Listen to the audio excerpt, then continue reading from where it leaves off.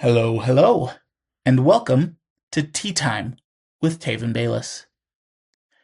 To any first-time listeners, I hope you decide to stick around because I'm glad you're here. And to my returning listeners, it's great to have you here with me again. What's the last thing you really wanted? What were you willing to do for it? This morning, before I started teaching my first lesson of the day, I needed to set up our Wi-Fi with our new internet provider. The 1-year contract we signed with our previous internet service provider ends tomorrow, and the monthly price was going to increase rather substantially. I started searching for alternatives earlier this month and found an option that bundles together our phone and internet for half the price. The setup went well. I just needed to plug it in, and it began working right away. The hardest part of the entire process was deciding what the new Wi-Fi ID would be. I like to select network names that are puns using the sounds in the word Wi-Fi. Some of my past favorites have been Pretty Fly for a Wi-Fi and Tell My Wi-Fi Love Her. Our last ID was Wi-Fi, why not? Because here in America, we love our deep-fried food.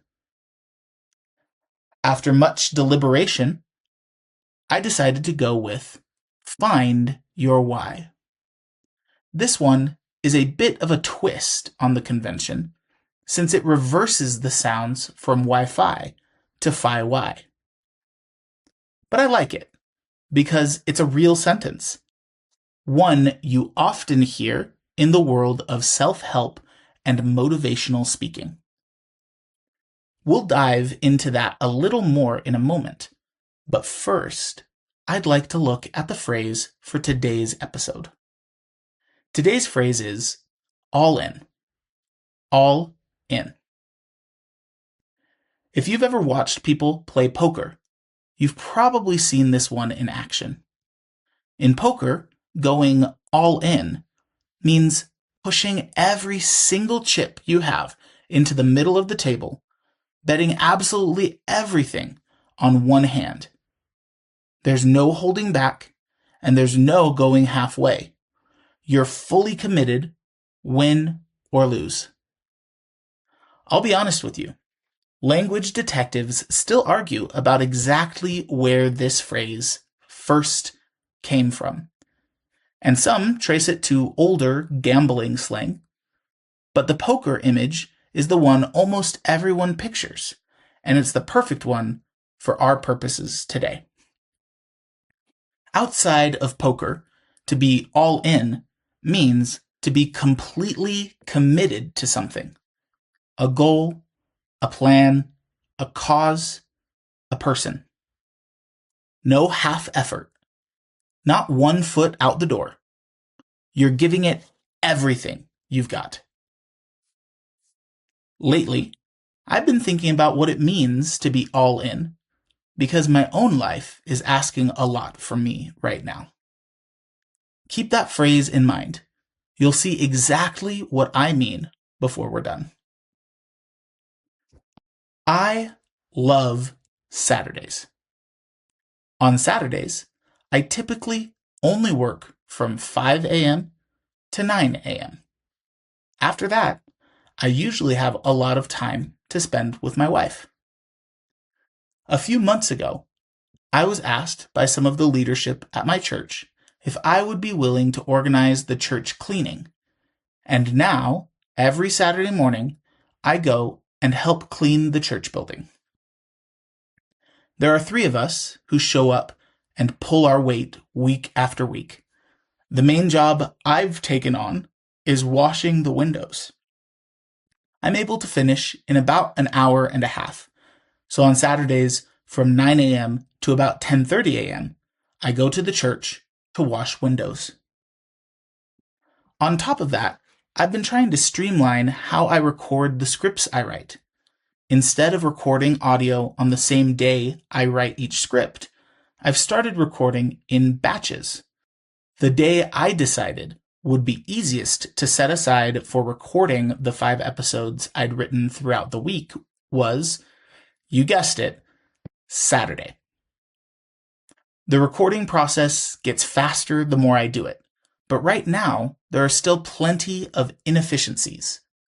This last Saturday, I ended up spending about 4 hours on it, plus some other miscellaneous things related to the website. It wasn't all work, though. My wife and I were able to go out to dinner with her aunt and uncle and their kids. We went to one of our favorite barbecue places here in Texas, called the Salt Lick. They have a spectacular selection of meats, with delicious coleslaw and potato salad as the main sides. I got ribs, spicy sausage, and brisket, while my wife ordered the sausage and turkey. It was great getting to spend time with everyone at one of our favorite places.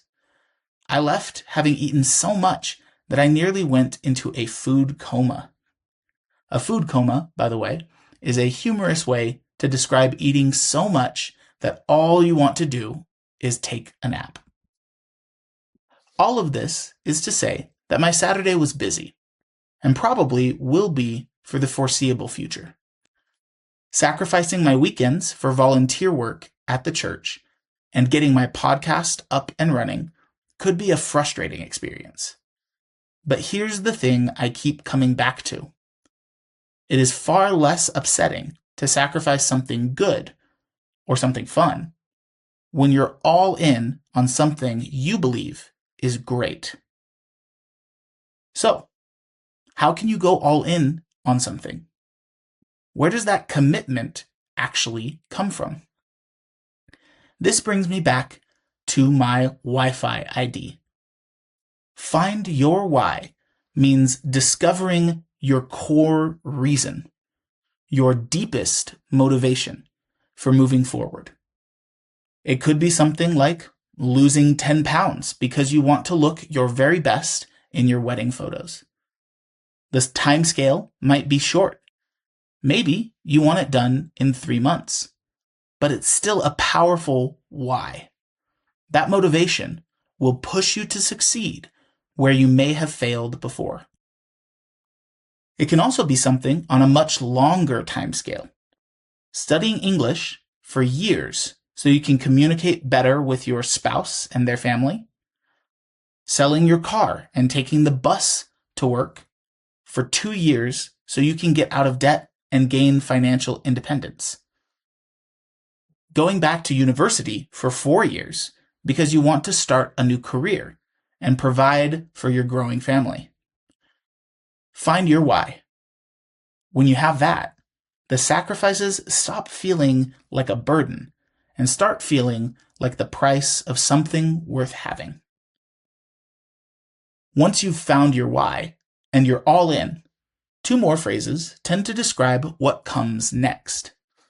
Both are about commitment, effort, and staying the course, and both have surprisingly rich histories. The first is go the extra mile.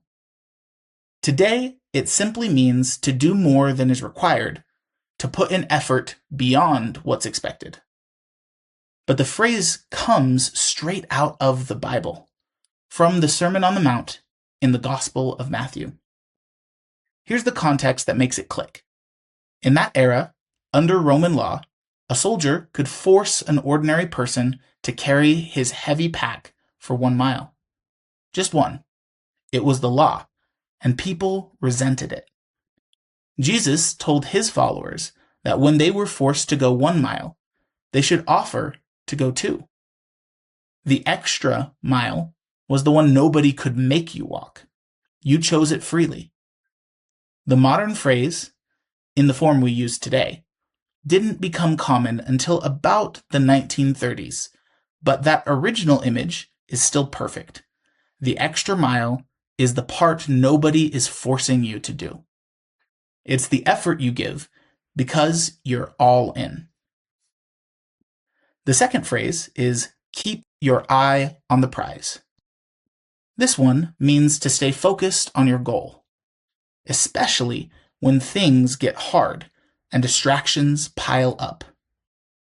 The phrase as we know it was made famous by a song that became an anthem of the American civil rights movement in the 1950s and 60s. That song was itself adapted from a much older gospel tune. The idea of a prize worth pressing toward goes back even further to the writings of the Apostle Paul.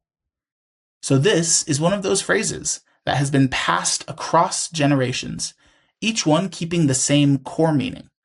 Don't lose sight of what you're working toward.